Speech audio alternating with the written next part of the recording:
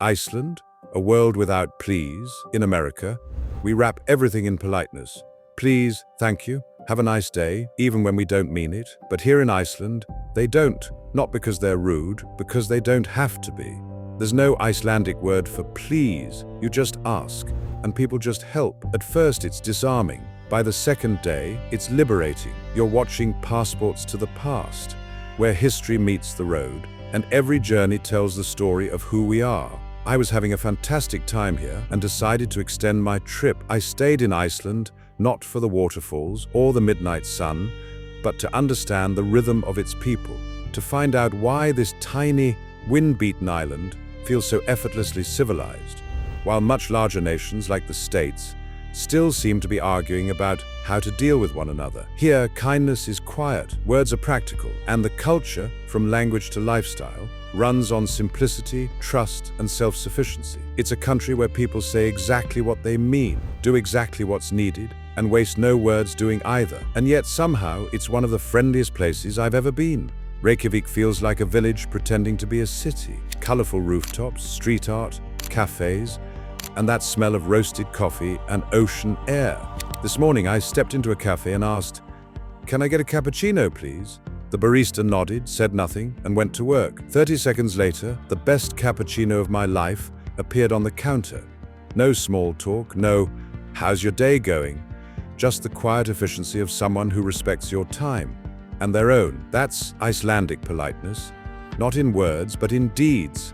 They don't need please because their society runs on mutual respect, not social performance. People don't say, "Excuse me," when they pass. They just don't bump into you in the first place. They don't say, "Sorry," when it rains. They pull up their hoods and keep walking. The language reflects this. There's takk fyrir, thank you, ja, yes, nay, no, and the all-purpose Geysir, a word that can mean well, okay, or are we done here, depending on tone. It's a vocabulary designed for clarity, not embellishment. Silence, too, is a kind of conversation here. In America, we rush to fill the quiet. In Iceland, the quiet does the talking. It says, "I'm comfortable with you. I don't need noise to prove it." Spend a few days here and you'll start to notice other differences too. Greetings are short, often just a nod or a single word. He for hi or bless for goodbye. They rarely ask, "How are you?" because that would demand an honest answer, and honesty is something Icelanders take seriously. They appreciate humor, but never boast. Their jokes are dry, often self-mocking. I once complimented a man on his English. He shrugged and said, "It's good because we have no choice." "No one else speaks Icelandic," he said, sarcastically. That's Icelandic modesty, sharp as the wind, but friendly as the fire beneath their feet. Even in business meetings or politics, they use first names, no titles, no hierarchy. When you meet the president, you just call him Gudni. Imagine addressing the US president by first name and getting a wave in return. That's Iceland. And maybe that's the secret. Politeness here isn't about manners, it's about equality. Everyone is treated the same, so there's no need to soften speech with please. Respect is assumed, not earned. Leaving Reykjavik, I drove into the Golden Circle, that holy trinity of Icelandic travel. Thingvellir, Geysir, and Gullfoss. Each site feels ancient, elemental, and eerily untouched by time. Thingvellir sits just 45 kilometers from the capital, an easy drive past moss-covered lava fields and steaming vents that look like the earth breathing. At the visitor center, you can literally walk between continents. The North American and Eurasian tectonic plates drifting apart a few centimeters each year. It's also where Iceland's first parliament, the Alþingi, gathered in 930 AD. Imagine that, the world's oldest democracy meeting outdoors in a lava field. They debated justice while standing between tectonic plates. If that doesn't explain Icelandic stubbornness, nothing will. At Geysir, I stood among tourists waiting for the Strokkur geyser to erupt. A deep rumble, a hiss, then an explosion of scalding water 20 meters high. An old man next to me said, "We measure time between eruptions, not by clocks." He smiled, then walked away before I could answer. Typical Icelandic brevity, make the point, move on. That independence still pulses in daily life. Icelanders don't wait for someone else to fix things. They just do it. They fish, they forge, they code, they knit sweaters that could survive a hurricane. They've rebuilt from volcanoes, economic crashes, and endless winters, every time stronger than before. In America, we ask permission. In Iceland, they ask forgiveness later, if at all. Farther south lies Vík, a coastal village where the black sand beaches look like spilled ink. Waves thunder against basalt columns, wind screams like an ancient god, and the entire landscape feels mythological. It's beautiful, but it doesn't care if you think so. That's Iceland in a nutshell. Stunning, but indifferent to your approval. The people match the land. Stoic, straightforward, honest to a fault. Ask an Icelander what they think of your new jacket, and they'll tell you. Ask if the road ahead is safe, and they'll say, maybe. They're not rude, they're realistic. Here, stories of Huldufólk, hidden elves who live in rocks, are told with a straight face. Half the population says they don't believe, but almost none will say they don't not believe. In America, we pave superstition. In Iceland, they pave around it.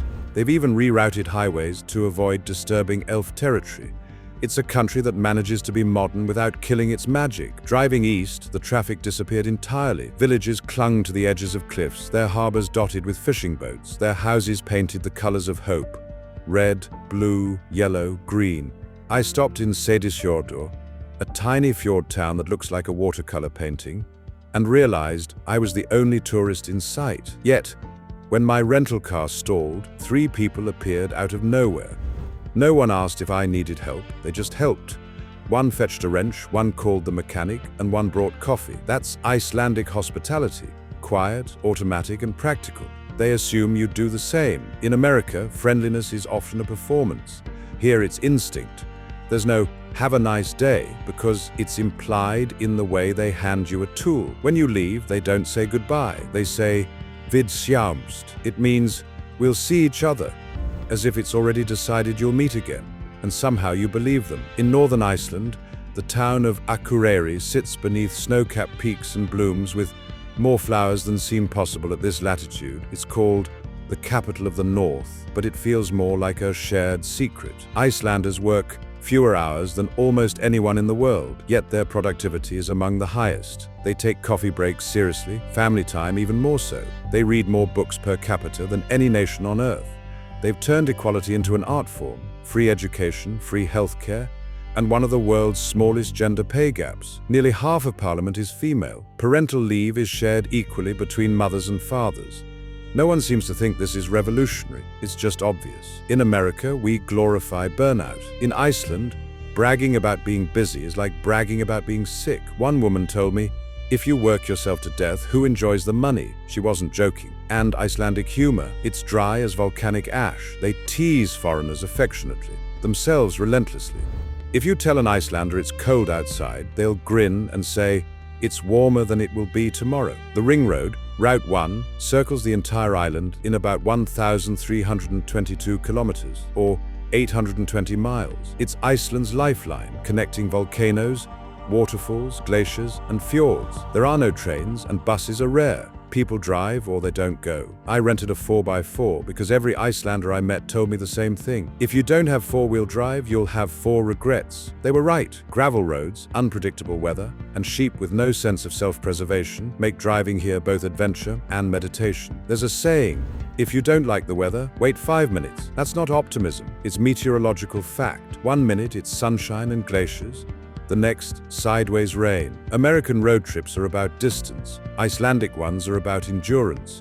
You measure progress not in miles, but in how many times you stopped to stare at something too beautiful to describe. In the East Fjords, silence takes on a life of its own. The air feels clean enough to erase bad decisions. Villages of a few hundred people sustain libraries, art galleries, and bakeries that smell like heaven. I learned about Jólabókaflóð, the Christmas book flood. Every December, Icelanders give each other books, spend the night reading, and drink hot chocolate while snow taps on the window. They even have a word for cozy contentment. Cozy in America, we give gadgets. Here, they give words. They value stories the way we value speed. And the names, there are no family surnames in Iceland. If your father's name is Einar, your last name is either Einarsson, son of Einar, or Einarsdóttir, daughter of Einar. No family empires, no inherited status, just lineage, like an open family tree that everyone can read. Even the president goes by his first name, Gudni. In the US, we network. In Iceland, everyone's already related. Iceland runs almost entirely on renewable energy. Geothermal vents heat homes, power cities, and make the showers smell faintly of sulfur but feel like heaven. Electricity is cheap, water flows endlessly, and even in the coldest months, people walk or cycle. The crime rate is microscopic. There's no military. Police officers don't carry guns, just the kind of authority that comes from mutual respect. Reykjavik nights are filled with live music, poetry readings, and pubs where everyone seems to know someone in the band. It's an island of introverts who somehow built one of the world's most social societies. And still, there's that Icelandic bluntness that keeps things honest. If you ask how they're doing, they'll tell you. Truthfully, succinctly, maybe even with a shrug. Politeness, they believe, shouldn't hide reality. Driving the last stretch back toward Reykjavik, I realized how much Iceland had reshaped my sense of kindness. In America, we've built a culture of courtesy. Words polished smooth by repetition. In Iceland, kindness is an action, not a script. They don't say, please. They don't have to. Respect is baked into the culture, as constant as the wind. It made me think about home, how we sometimes mistake noise for warmth or busyness for importance. Here, simplicity isn't lack, it's clarity. The fewer words they use, the more meaning each one carries. If there's one word that defines Iceland, it isn't please, it's balance. Between independence and community, fire and ice, silence and laughter. So what about you? What do you want to know about Iceland that we haven't explored yet? Leave a comment below. I read every single one. And if there's a corner of the world you think I should visit next, tell me why it matters. Because that's what this channel is really about. Connection through curiosity. This has been Passports to the Past. Travel smarter. We know where the bathrooms are.